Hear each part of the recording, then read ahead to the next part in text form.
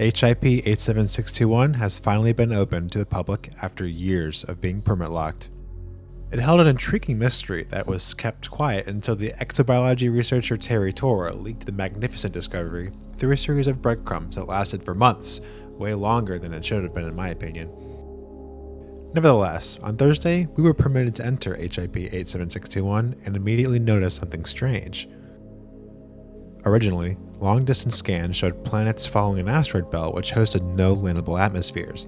Speculation arose as to where we could possibly look for these mind-blowing exobiological discoveries. In the ringed water world? Or maybe we will be getting thicker atmospheres to land on this moon with the water atmosphere. Upon arriving in the system and scanning all the bodies, there were a few bodies we found that were suspiciously missing from the original scan. 2 planets and a few moons, which orbited interior to the asteroid belt.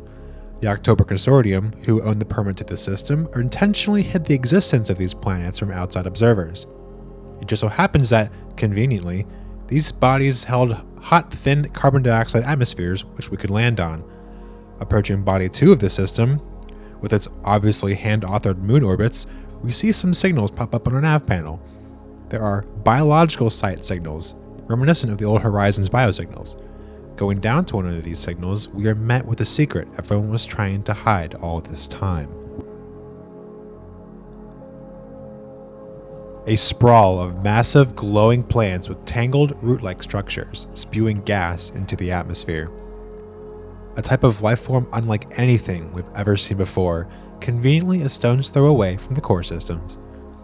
The forest of these towering structures is surrounded by an eerie blue cloud, most likely the gas that is being vented from the tops of these organisms. Daytime temps are too hot for a normal Artemis suit, so going to a site with the main star below the horizon allows you to capture plenty of samples of these organisms, which will allow you to see the name of the species of this plant. Radicoida unica. A quick translation roughly returns unique root. And that is definitely so. All parts of the above-surface structure glow an eerie blue color. Walking amongst these strange plants makes one think they're walking through a mystical forest from tales of old. But there's more to see than just the light show. At the tops of these woody spires is a flat platform which holds multiple seed pods. They are held in place by little mini spires, but interestingly, some are missing.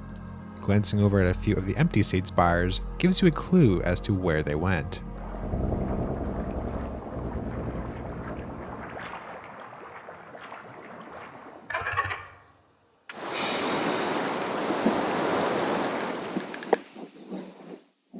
Yes, apparently the way these plants germinate is to gather underground liquid under pressure and launch their seed pods hundreds of meters into the air.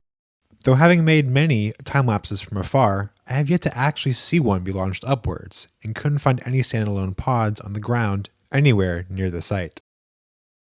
The community goal currently ongoing is having us mindlessly scan tears in the woody exterior for genetic samples. That just leaves us to wonder, where is the story going to take us? What about these plants that isn't immediately obvious made the October Consortium actively cover this up for years? It seems odd to have been single-handedly researching this for years, then all of a sudden, when we bully them into giving us the permit, they want us to do the research for them. And where is Terri Tora? About that, her Sidewinder can be found wrecked not too far away from a biosite. She survived the wreck and has gone out to collect samples herself. She cannot be found near the site, so this suggests she might have been picked up by Consortium ships.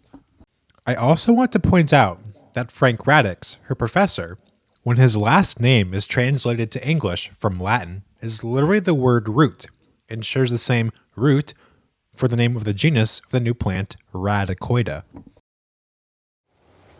The chief theory that I have is that the plants are capable of terraforming worlds. The gas they naturally release into the atmosphere is a hint, I think.